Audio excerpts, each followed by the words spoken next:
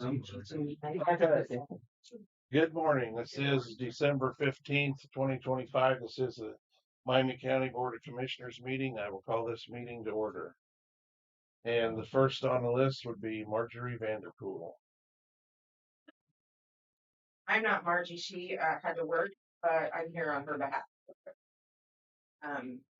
My name is Dawn Hare, and I'd like to address some issues with parking at Eagles Point.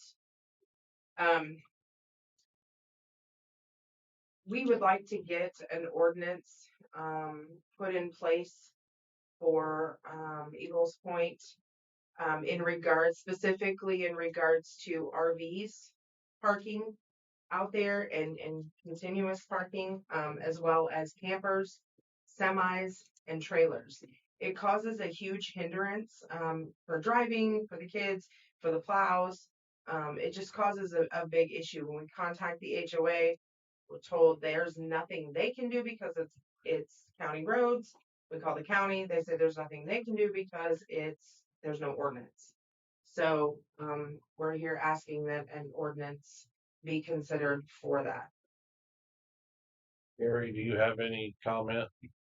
I agree. I mean, it makes it hard on us, but I know the only thing I knew was they have to park on one side. I mean, that's the only thing. Like when we were redoing the roads out there, we had 4 phases. We had boats and campers. It was a problem for us too at that time. So it has been going on, and so we started with phase 5 years ago when we first started. So it's been a problem for a while, just to let you know. The one street over North Lincoln, there's a bunch of them along the old school, and I know they're just parking them for storage, basically. On the street. Yes. And I mean, the street is wide enough, but they're still on the street. There's also deserted vehicles as well that's been there for years that flat tires and they're just there. They need to go away.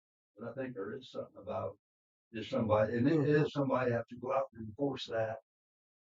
Well, see that. I was able, in researching the ordinances, I was able to find a couple of different ordinances that address parking at specific areas in Eagles Point, but it only addresses parking on one side or the other. I wasn't able to find anything in all of the chapters on the ordinances about those recreational vehicles, campers, buses. There's a huge camper that's parked on South Lincoln and Cape Heart. And I'm not sure if you're familiar, but when you come up to Cape Heart, it's a T road. We have that camper that sits right here. You cannot see around there. There's a big tree there. You just can't see. And there was a couple of kids that almost got hit playing in the snow. They were just out trying to shovel snow, but that camper's sitting right there. There's semi trucks sitting on March Street, down by Thule Court. It just makes it very difficult and it's very dangerous. There are trailers, empty trailers on March Street down by the park. Kids are playing on and whatnot. They're not supposed to be there. But when we call, like I said, it's we don't do that. They don't do that. And so we're here just asking that we can maybe get some ordinances for those. Mark, is that our county issue or is that the homeowners association issue? It can be both. The homeowners association probably isn't going to be able to do a whole lot if they don't already have covenants in place, because to add covenants, you basically need most of the landowners and the HOA to then agree to that covenant. I'm going to guess the people that are involved won't, and I don't know if they'd be able to have enough to alter their covenants. So it can fall on the county. I will add the zoning ordinance does state you can't park an RV for more than 24 hours. So, I mean, if there's RVs that are parked, you could make a zoning ordinance in play, but that won't help with the campers or the semis. So it may be something that we do need to address to pull in those. Is there a difference between a vehicle that is motorized and one that's not, like a trailer versus a semi tractor? I can define them differently, yes. But if you're saying in the zoning ordinance, it basically just lumps recreational vehicles together. But I would say those are not the trailers. Those are just what you would think is a traditional RV. But then the semis wouldn't fall under recreational, would they? Yeah. So if it's a semi, is this a semi that someone lives there, they're parking for the night and then they're leaving? No, for example, the one that's on March Street, they will come home for a week at a time and park it right there and then be gone for 3 or 4 days and then come back and park it right there. We've had the issue on specifically March Street, with this one particular semi for quite some time. And again, when we do address the home owners association, the manager, it's a county issue, not our issue. And then they say, well, the county has ordinances to fine for parking, which I was able to find, where it specifically says it's $25 per violation, but then we don't have ordinances and the police unfortunately can't follow up.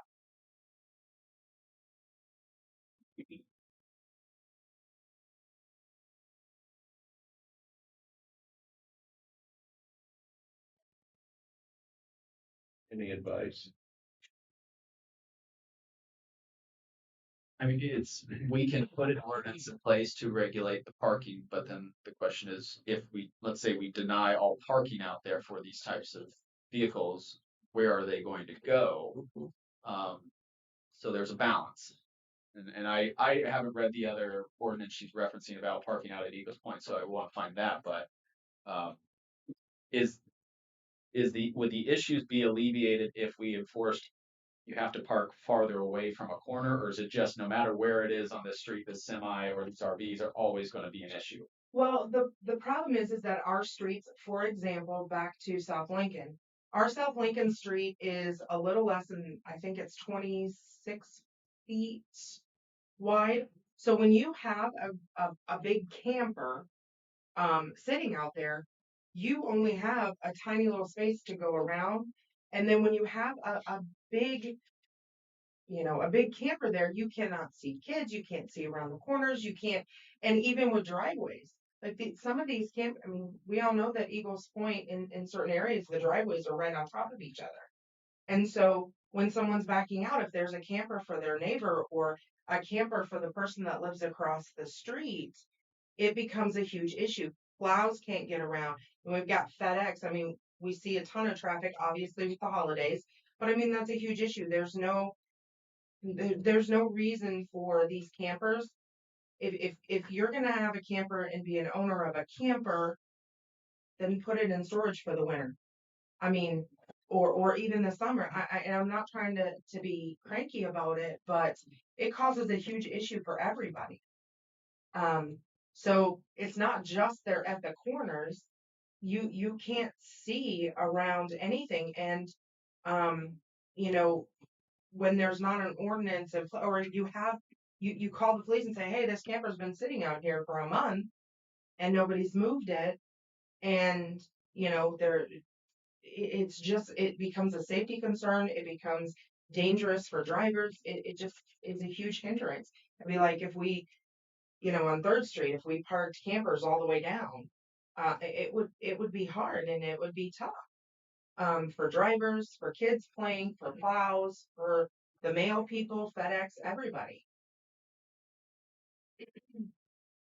The storage issue, I completely agree with. If it's just parked for storage and it's not like daily or some semi-daily use, that would be an easy ordinance to put in place. They can't park it more than 24 hours. If they do, then there's a fine. I don't know if the fine per day would be less costly than putting it in storage though. But we can do an ordinance to regulate the parking of RVs and campers. The semi that the person parks for a few days and goes, that might be a little different since it's not there all the time. It is being used. It's not there for storage. But how many semis are actually out there? Is it just this one or? In the last few weeks, when I have gone around, there's just been the one continuously on Marsh Street. Then there's also a red one back by Altus Court, which that has a huge parking issues anyways. Unfortunately, I haven't seen it come and go as much as I do the one on March Street. I do have the ordinance, ordinances that Did I- you find it online? I did. I can get it. Okay, yeah. Sheriff Hunter, any comments? Probably the only comment I would make, if you decide to put an ordinance of some sort out, it needs to be defined really clearly, because when an officer goes out to do something, there's always something else that gets involved in it, and there's always a snag somewhere along the line. So it needs to be defined very clearly, and what has been done sometimes, and I realize in residential areas, sometimes it's difficult to do, but sometimes there's the flat no parking down through that area, which pretty well takes care of it. But again, you've got vehicles, people's cars and a pickup or whatever might be sitting out there. I think anything larger than a pickup shouldn't be there. It's probably what we've seen the same thing. I know these guys at the county highway have seen the same thing. It is a hassle. And one of the things that we feel bad about, when they call us and they need something done, we don't have any way to go. There's nowhere to go with that, So if something is put into place, we want to look at it a little bit ahead and see okay, we're going to do this here, but how's this going to affect over here? What's this going to do here? Because it always becomes an issue. There's always something else that pops in and kind of muddies the water a little bit. So I'd say it probably needs to be done, yes. As to exactly how you want to label it, that's the issue probably. I guess I would personally start with the campers, the RVs and the boats that can't park on the street, but semi, that's their livelihood. Yeah, They have to be able to drive it home, I would think. Semis, I can understand, and that's fine. Campers that sit there for months and months and weeks, and even trailers. We've got I'm sure you're aware we have a new EP LLC that came in, and they park trailers all over that area. Just regular trailers that they use to haul stuff and their construction things, but they sit there for weeks at a time, and they're lined up back to back to back, and it's just not safe. What kind of trailer are you talking about? There's a couple on Travis Street that are trying to remember when Utility trailers. yeah, utility trailers. I've seen them out there. And then enclosed, and like the ones parked on Travis Street, there's two of them parked on obviously the only side that you can park on, but they're way out in the roadway, and they're like 20 feet long, probably 12, 15 feet wide. And it becomes an issue.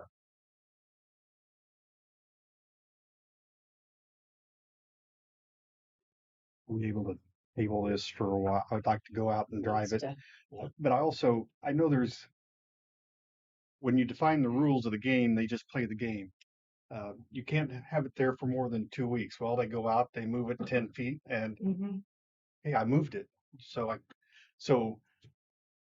I got to think about this because I've never, until recently, lived it with an HOA or in a neighborhood. I've never had to think about it. So, Well, they shouldn't be able to use the street as their winter storage. No.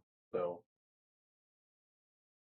you want to look into an ordinance and we can look at the document. And if you want to drive out there and kind of look at it and see, are there streets that there should just be no parking on and we need to put that, like, let me know and I can write it up.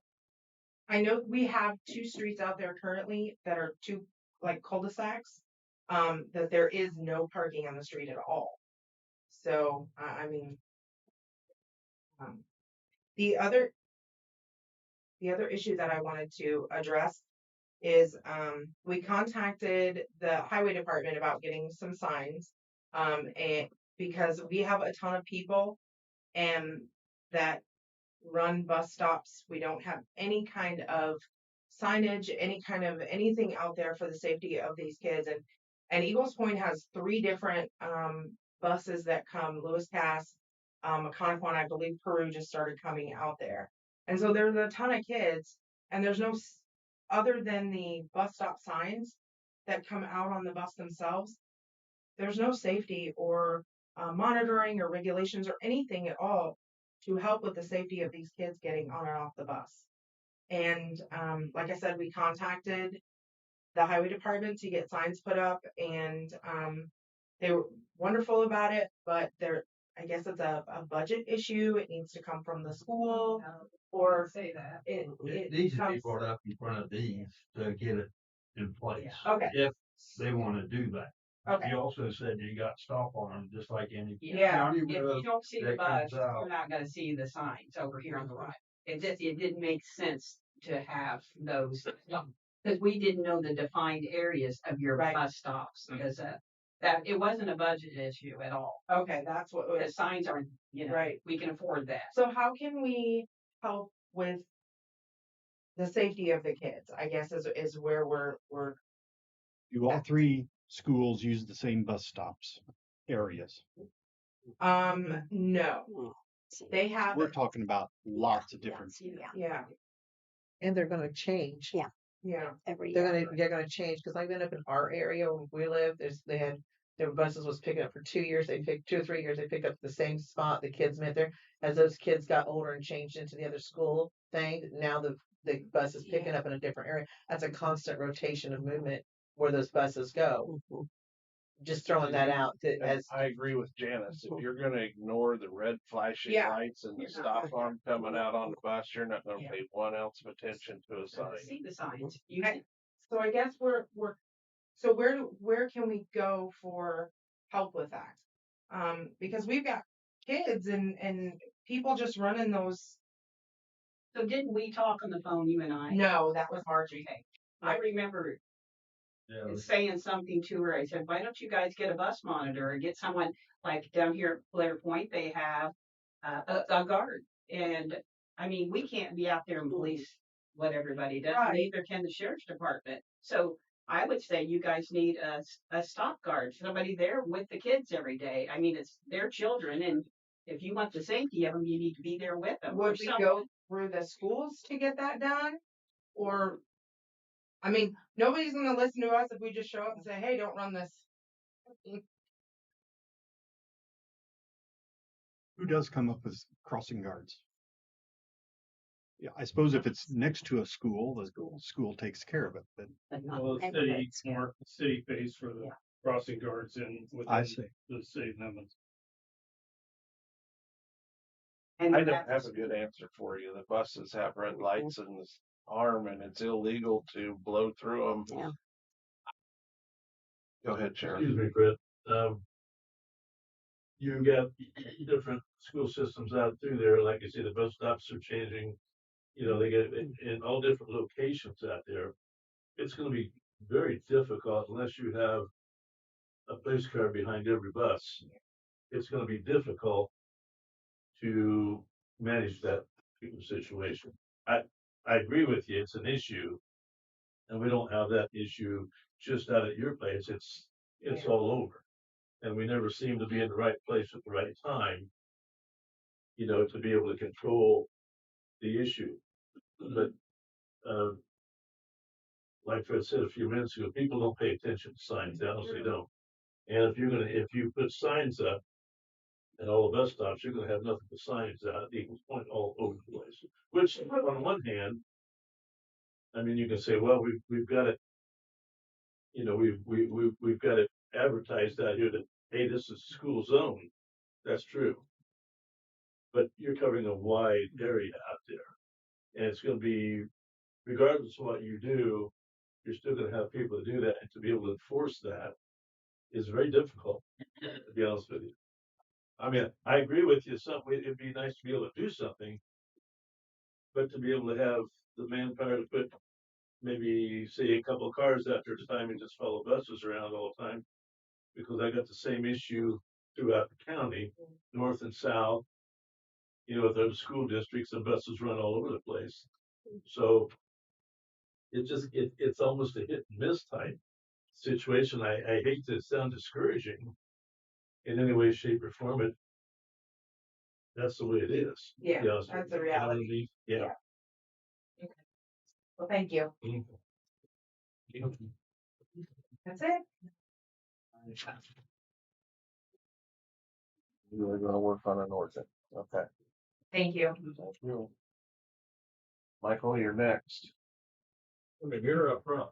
Oh, we want you up No, front. we gotta put insurance in the hot seat.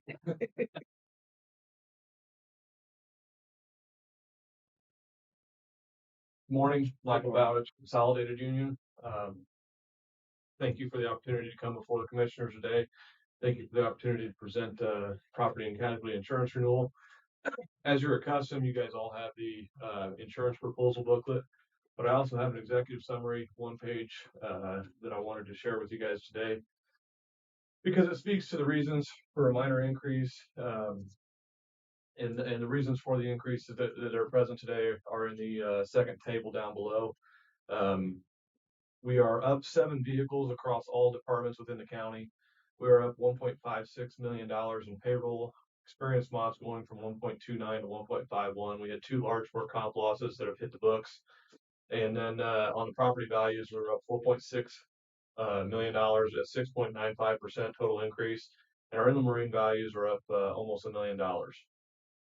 Across the board, that nets an 8.5% increase. If we were to take the exposure increases out of the equation that I just reviewed with you, we would actually have a net decrease in overall insurance premiums for the year.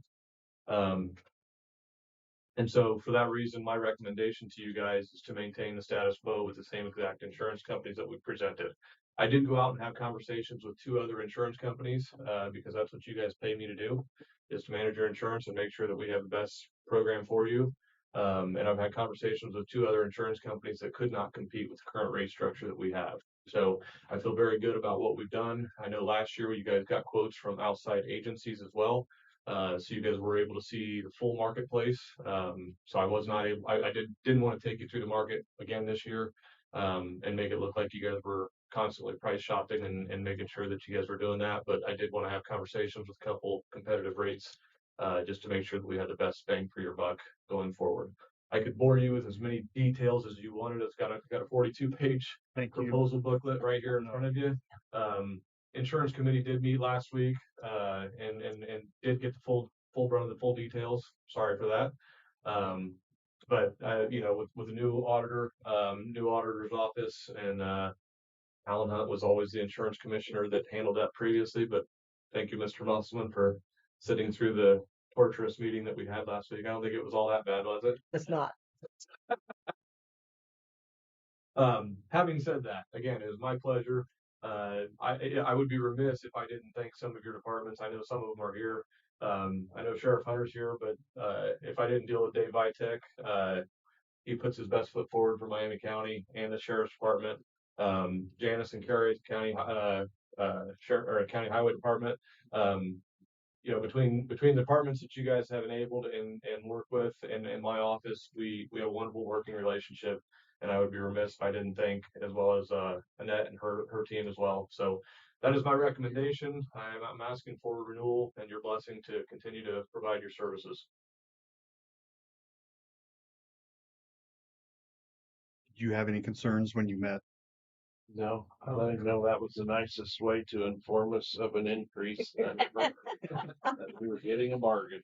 Well, and honestly, when you look at the numbers and you realize the amount of dollars that are paid, and you just look at the dollars, it does feel like it's a little bit of an increase. But when you start breaking those down by line item and you realize that you're up 7 vehicles, you're up, $1.5 million in payroll. And quite honestly, I insure 3 counties in the state.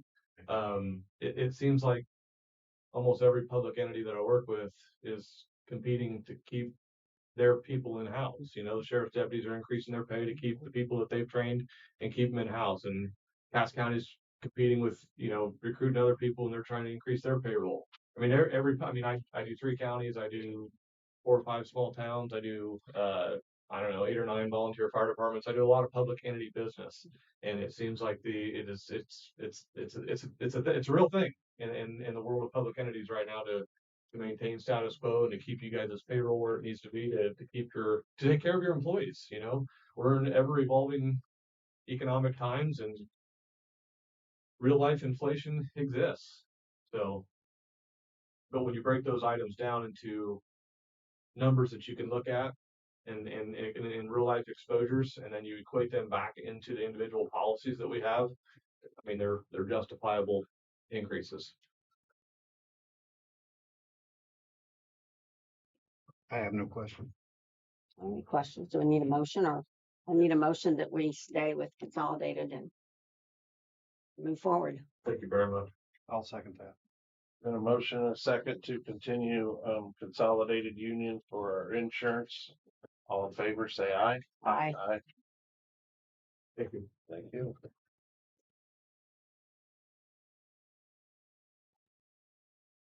Harry and Janet.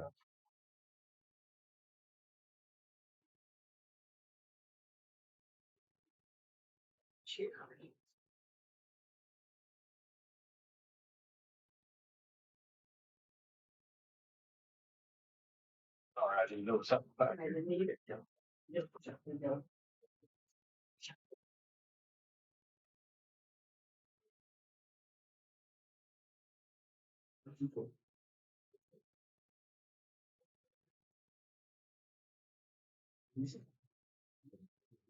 Yep.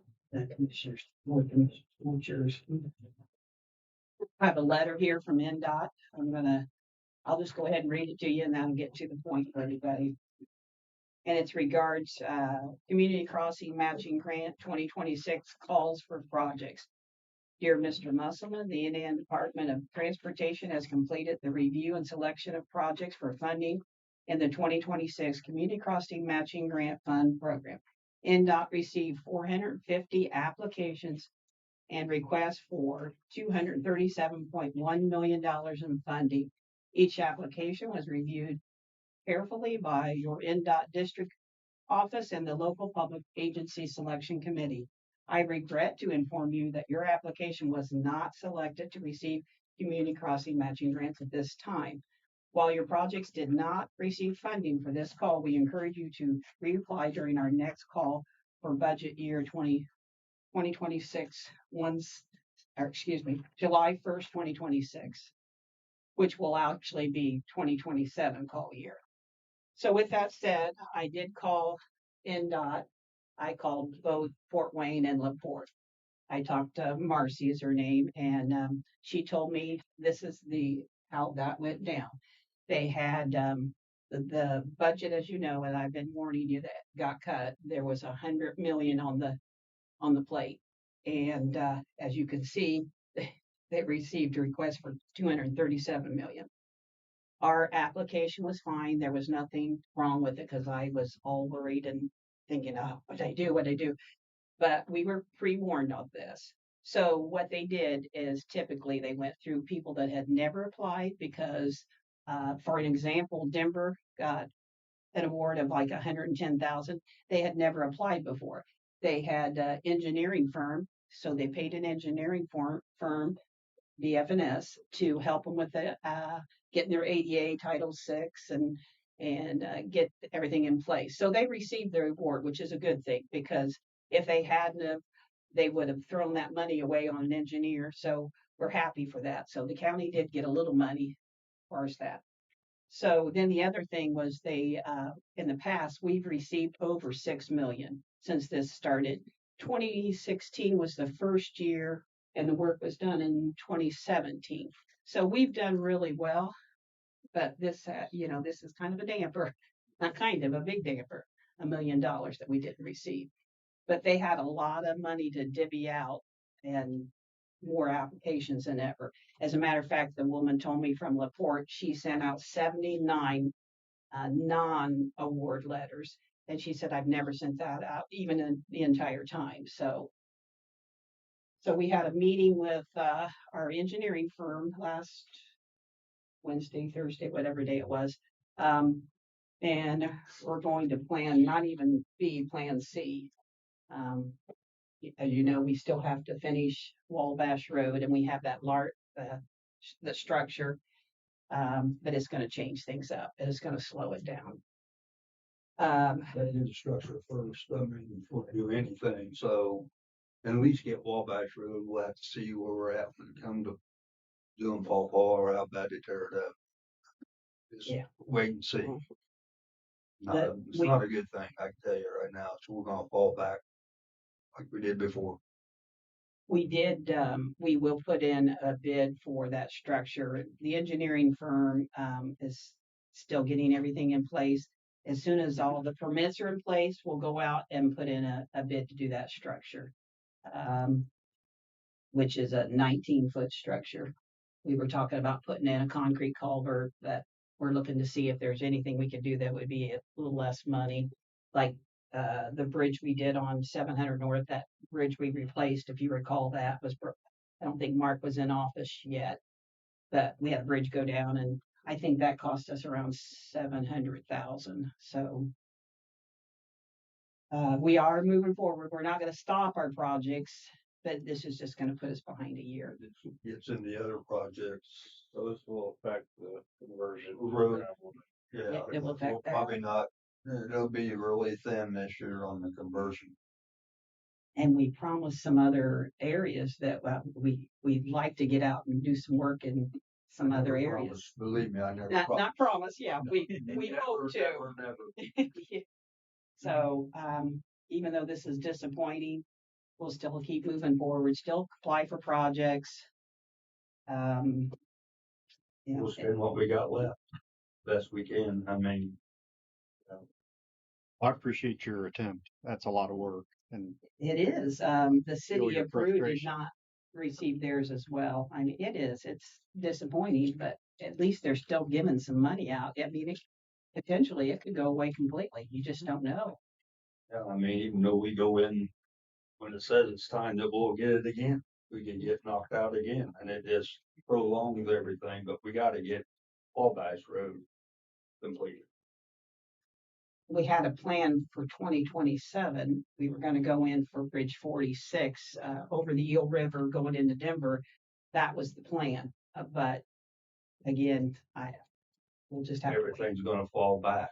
It's just like doing road work. I mean, instead of trying to catch up a little bit, we're gonna just take a hit again. Have any other questions or concerns, I should say? I mean, this last snow we got, not change subject, mailboxes are still people's. Some of them were upset. And the foremans went out and looked at them, and there is a few that we are gonna have to fix. And we've been using temporaries, and if they want to keep temporary what we got, they can do that way too without us having to go out for the post. At least the temporary, they're on that cement base. They fall over, and it might dent the mailbox a little bit, but they're not tearing up stuff. And this is the worst I've ever seen since I've been here. Believe The me. snow was wet and heavy. Yeah. Well, we're still, some of the worst thing is if they didn't get it pushed back and they hit a chunk of hard stuff, that chunk's going somewhere. So, and we had some people saying, we get some emails, we're not doing that. I'm not doing my job. So, as far as the salt and the sand supply, it's as expected. yeah, I mean, we've been You haven't doing, used right it. now, we're really low. So the next, it looks like a relief for a while, so we'll get the barns back full. The Denver, I'll just be honest, is basically empty. I mean, we keep going and going. Being this cold, it just don't work as good. No. So hopefully we'll get back full again and ready to go for the next bout. I have seen it's the second snowiest December on record. I saw that it's the second snowiest December on record. Well, I'll agree to that. I mean, it's been a while since we got hit this early. Yeah. And it just woke everybody up, but a lot of them didn't wake up. Until after they went off or rolled. We haven't had a lot of roll. So, I mean, people are just gonna slow down, so. Well, thank you. You got anything for me? So Thank you. Eric is not here. No, but he sent the stuff in for your signatures. I think Mark, you've prepared Yeah. that. Mhm. So we're doing or using our animal control to help serve some of the smaller towns in the county. This is, I think, Denver is wanting our animal control officer to help go out to Denver and when there are strays and dogs running around to help capture them and impound them. And so to do that, we have to have an interlocal agreement. Denver actually had to adopt its own animal control ordinance, which I think is very similar to ours. And so this is just saying our animal control officer can go out there and assist them. And I think Denver pays us for that. So We have that and the resolution. there's a resolution and then an interlocal agreement. Need your signature though. Okay. Yeah. Okay. Okay, so we have this interlocal. This is we have the ordinance first. So You need a motion? yes. Motion to accept. Second. Been a motion and a second to adopt the resolution for interlocal agreement with the town of Denver for animal control services. All in favor, say aye. Aye. And then we have the interlocal agreement itself, which you all have a copy of. I move we signed, or yeah, we all signed the interlocal agreement with Town of Denver. for animal Looks control. like I am. Just you? Okay. So authorize Fred to sign Oh, it. yeah. And I'll second. Okay, there's been a motion and a second to authorize the chair to sign the interlocal agreement with Denver. All in favor, say aye. Aye. Aye. Now you can sign. No.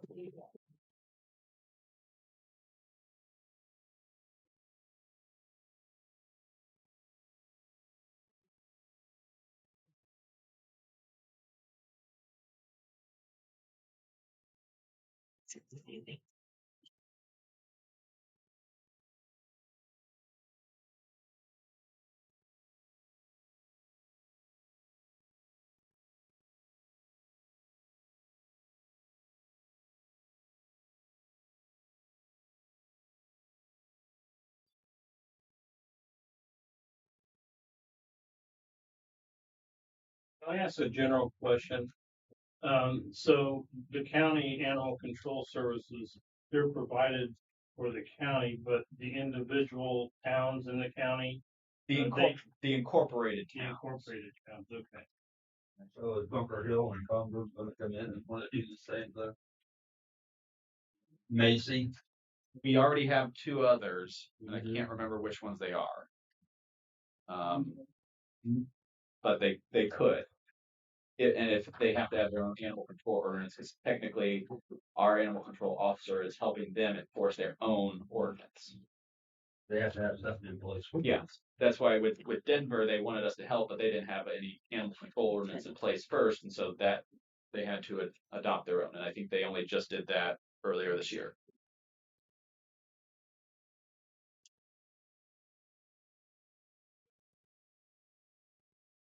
Ready for the sheriff's contract, he disappeared on. And this was already voted on during the budget hearings and stuff, so we just need your signature and the council signature. So this is on the agenda for tomorrow as well. So The salary stayed the same. we need A motion for you to sign. I move that we allow the chairman of the board to sign the sheriff's contract. Is it just 1 year? Yes. Okay, for the next year. You want to get him in here to see if he had any concerns, or you don't know of any? You can. I talked to him about it. He didn't. I mean, I went over it with him the other night, but you can yell at him if you want. Yeah. And he knows it's going before both boards in the next, because he's got to sign after tomorrow night.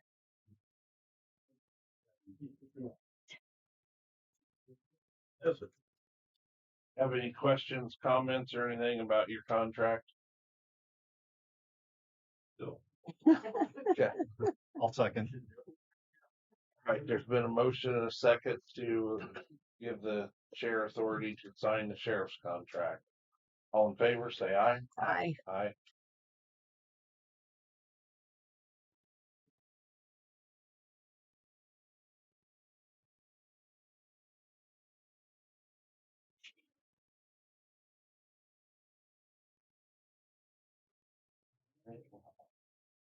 We probably have some minutes.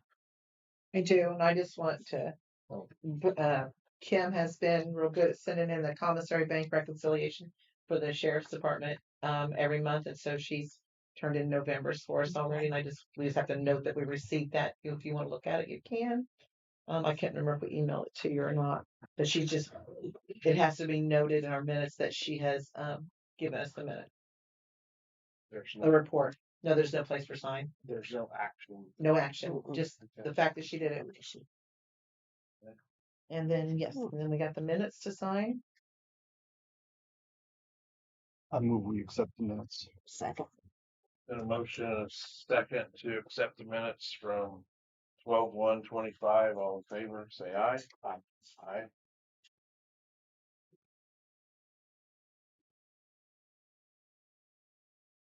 What do you got there? Payroll. Move they approve payroll. Second. Been a motion and a second to approve the payroll. All in favor, say aye. Aye.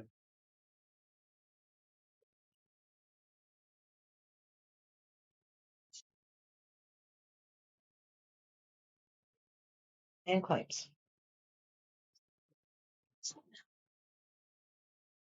We approve claims. Second. Been a motion and a second to approve the claims. All in favor, say aye. Aye.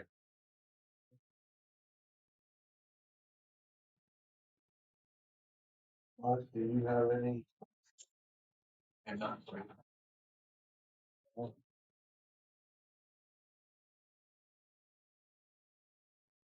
Do either of you have anything else you want to discuss?